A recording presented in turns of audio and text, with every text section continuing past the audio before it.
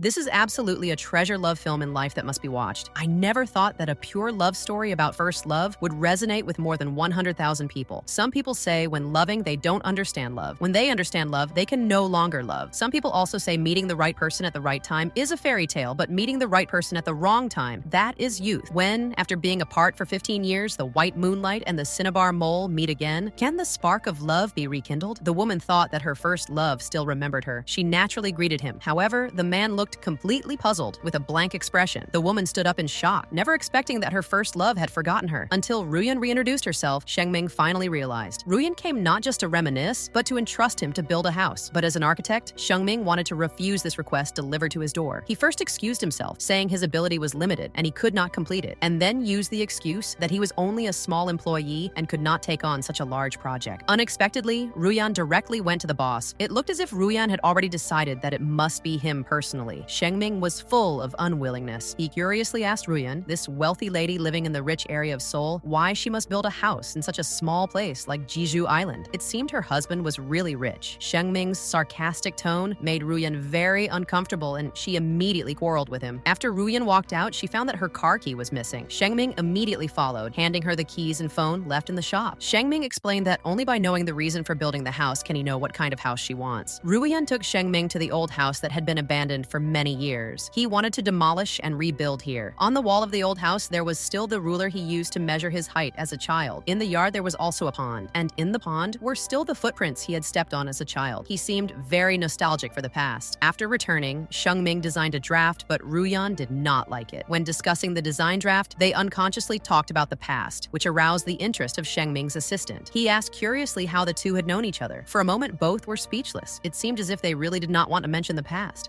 What kind of creative story is this? 15 years ago, that tender and beautiful yet unforgettable campus first love still seemed to be yesterday. At that time, Ruyan had just transferred schools. In her first architecture introduction class, Shengming fell in love with this special girl at first sight. The teacher asked each person to mark on the map the route they took to school. Only then did Shengming discover in surprise that Ruyan actually lived in the same place as him. On the bus ride home, Shengming always could not help but look at Ruyan, and Ruyan also seemed to feel that burning gaze. She suddenly turned her head, and the shy Shengming immediately looked away. He turned his head away, pretending nothing had happened. The teacher assigned them a special task to record the buildings and scenery often passed by near their homes in order to discover the beauty that is easily overlooked in daily life. While Shengming was photographing an ancient tree, Ruyan suddenly stepped into his frame. For a moment, he was a little at a loss, awkwardly pretending to look for ants on the ground, but his poor acting was seen through by Ruyan at a glance. Ruyan took the initiative to greet him. Compared with his shyness and restraint, Ruyan appeared more free and easy. In front of an uninhabited empty house, Ruyan directly pushed the door open and entered. To Shengming, this seemed rather abrupt. After all, it was someone else's home. Yet although old, the place was not broken, with its antique charm carrying a unique flavor. He even wound up the long-stopped clock, making it beat again, like a heart being given life once more. The floor of the house was very dirty, and when Ruyan sat down, Shengming thoughtfully placed his notebook under her. Since Ruyan had just moved here not long ago, she was not familiar with the place. Shengming, being a local and also a student of architecture, was suggested by Ruyan to cooperate with her to complete the assignment together. Ruyan noticed his restraint and told him not to always use honorifics when speaking, to be more relaxed. This week's assignment was to go farther away to observe and record. Shengming took Ruyan on a bus directly to the terminal stop. Arriving at the edge of the city, they stood on a rooftop overlooking the whole city. Coming from Jeju Island's countryside, Ruyan longed deeply for Seoul. For the sake of studying in Seoul, she didn't know how many times she had quarreled with her family. Although for Shengming, a local, this was nothing unusual. In Ruyan's eyes, everything about Seoul was wonderful. As they spoke, Ruyan opened her portable CD player and handed Shengming one earbud. The soothing music slowly flowed between the two hearts, watering the budding seeds of secret love. Ruyan gazed intoxicated at the distant city scenery, but in Shengming's eyes, Ruyan herself was the most beautiful view. Perhaps this is what the throbbing of youth really is. Shengming would never have expected that his simple and pure relationship with Ruyan would become complicated and confusing because of Zai Shu. Zai Shu was the star of the school, the well-known tall, rich, and handsome figure, admired by many girls. One day in Zai Shu's club studio, a classmate even found a stocking on his bed. Among boys, conversations often started with girls, and Zai Shu mentioned the newly transferred junior Royun. It seemed he was quite interested in her, but unlike Shengming's innocent affection, his intentions were likely more of a fiery desire. A classmate beside him inappropriately remarked that Shengming liked Ruyan but did not dare to express it, only secretly liking her. And being such an introverted person, liking someone would make him sensitive and inferior, especially at that adolescent age. Beside him was his mother's small shop. Ruyan Ruyan, who had not yet eaten, wanted to go have something there, but Shengming pulled her away. He did not want Ruyan to know what his mother did. They went again to that empty house. By now it had been cleaned by Ruyan, looking completely new, and she had even planted flowers. While arranging the flower pots, Shengming tentatively asked Ruyan if she had ever been to Zai Shu's studio. After getting a negative answer, Shengming breathed a sigh of relief, as if the stone in his heart had been set down. Mentioning Zai Shu, Ruyan said that among the girls in their club, there was not a single one who didn't. Liking Zai Shu was like the sky collapsing for Shengming. The little spark that had just been lit was ruthlessly extinguished. Even though they had not started dating, he felt as if he had already lost in love. To ease his sadness, he drank with his childhood friend. He said he had a friend who liked a girl and didn't know what to do. As a love expert, the friend immediately saw through his clumsy lie. The friend taught him a trick. If you like someone, just confess directly. Corner her against the wall. If you hesitate, you will lose. Only by taking initiative do you get a chance. This week's new assignment was to find the place where they would want to live in the future. Shengming and Ruyan walked along the railway tracks, arriving at the countryside outside the city. The scenery there was very natural and fresh, just like their budding love. And today also happened to be Ruyan's birthday. They held a birthday party with only the two of them. Talking about future dreams, Ruyan, who studied music, said she did not want to play piano, but dreamed of being a DJ, a broadcaster, becoming very famous and earning a lot of money. Ruyan asked Shengming to build her a house, and as she spoke, she took out that box of CDs and gave it to Shengming, saying this would count as a deposit. Ruyan drew her dream house on paper, imagining her future life, having 2 children and raising a cute dog. Shengming also joined her in imagining as if what was drawn on that paper was their future life together. At night, while waiting at the station, Ruyan had already fallen asleep on Shengming's shoulder. Looking at Ruyan's beautiful face and tender red lips, Shengming gathered all his courage and couldn't help but kiss her. Yet Ruyan seemed not to have been asleep. Whether she felt that kiss or not, Shengming did not know. Shengming shared his joy with his childhood friend, saying that he had held Ruyan's hand and had kissed her, so it should count as being in a relationship. Even though holding hands was just an accidental touch while walking the tracks, and the kiss was only a secret stolen kiss, it was already enough to make Shengming happy and excited. After school, he happily went to the broadcasting club to find Ruyan, but unexpectedly, Zai Shu was also there, and even came out together with Ruyan. Zai Shu drove Ruyan home, and Shengming seemed like a bothersome third wheel. He could only pretend to sleep in the backseat. Zai Shu brought up Shengming, asking Ruyan if she was close with him, while mocking Shengming's fake brand t-shirt. Ruyan also followed along with the teasing. Pretending to sleep, Shengming quietly pulled his jacket over himself to cover his poor, trampled self-esteem. At the traffic light, Shengming hurriedly said goodbye, leaving in embarrassment. Ruyan looked through the rearview mirror, watching Shengming's figure go farther and farther away. If asked when she realized she liked Shengming, perhaps it was from that very moment. When Shengming returned home, he took off that fake brand t-shirt and threw it on the ground in anger. His mother picked it up while scolding him. In his youth, Shengming vented his anger with a kick, breaking the iron door. At that moment, he did not realize that the door would never return to its original state again. Shengming's childhood friend gave him another idea. When the first snow of the year comes, invite Ruyan out and confess. That way of confessing was very romantic and really suited Shengming. However, when he actually met Ruyan and tried to say the confession lines he had rehearsed many times in his heart, Shengming, even with all his courage, only managed to say half of it. In the end, it was Ruyan who suggested that they meet on the day of the first snow, and she even hooked her pinky with his, promising to meet at the empty house without fail. The rain stopped, the sky cleared, and Shengming once again felt confident. The only pity was that his home didn't have a CD player, so he couldn't play the record Ruyan had given him. On the day finals ended, Zai Shu invited Ruyan to join him. At the gathering, Ruyan called Shengming, who had not shown up all day, asking him to return her call as soon as he received the message. At that moment, Shengming was waiting at Ruyan's house, practicing his confession lines again and again. He had been waiting from the afternoon until night, but what he finally saw was the drunken Ruyan being sent back by Zai Shu. Zai Shu tried to kiss Ruyan, but half drunk and half awake, Ruyan instinctively rejected him. All of this was seen by Shengming, hiding at the corner of the wall not far away. He even saw with his own eyes Zai Shu supporting Ruyan into the room. At the doorway, Shengming hesitated repeatedly, but in the end, he still turned and left. He stopped a taxi, but the driver refused to take him because it was not on the way. Shengming cursed loudly, clinging tightly to the car door, and in the end, he was beaten up badly by the driver. This beating was something he brought upon himself. Perhaps the weak pain could slightly ease the pain in his heart. He walked dejectedly on the early winter streets like an abandoned stray dog. His childhood friend comforted him, saying not to be sad over such a girl, that he would meet someone better in the future. He also said that when the first snow came, he would call both his girlfriends to accompany Shengming, but none of this could comfort Shengming. To him, Ruyan was his only one. The next morning, while taking out the trash, Ruyan saw among the garbage the gift Shengming had prepared for her the night before, a carefully crafted model of a house with the dream blueprint Ruyan had drawn earlier still on it. When she found Shengming, he had already changed his attitude toward her, and he returned the CD that he could not play. On the day of the first snow, Shengming did not show up at the agreed place. Ruyan waited there alone from afternoon until night. When she finally left, she placed the CD and the CD player there for Shengming. From then on, they parted ways, never contacting each other again. A flower of love that had just begun to grow strong before it could bloom withered away like this. Many years later, Ruyan married into wealth as she had wished, but life was not as happy as she imagined, and it eventually ended in divorce. Her father fell seriously ill. Tired of life in Seoul, she decided to return to her hometown Jeju Island to rebuild the old house and take good care of her father. She eventually found Shengming, whom she had not seen for 15 years, now a professional architect. In fact, Shengming had recognized Ruyan from the first glance at her back, but because of the unresolved matter from 15 years ago, he deliberately pretended not to know her. On the road, he even deliberately asked Ruyan how many children she had. This was because 15 years ago, when Ruyan had been imagining the future, she had said she wanted to have 2 children. That is why he asked. Ruyan was very happy to reunite with Shengming. She chose a delicate tie as a gift for him, and before going out, she carefully put on makeup. But she never expected that Shengming would bring along his assistant, Kai. After so many years, Shengming had not married yet. Ruyan thought he was still single. But at that moment, Shengming not only had a girlfriend, he was soon to be married, and after the wedding, planned to live in the United States. And Shengming's fiancé was none other than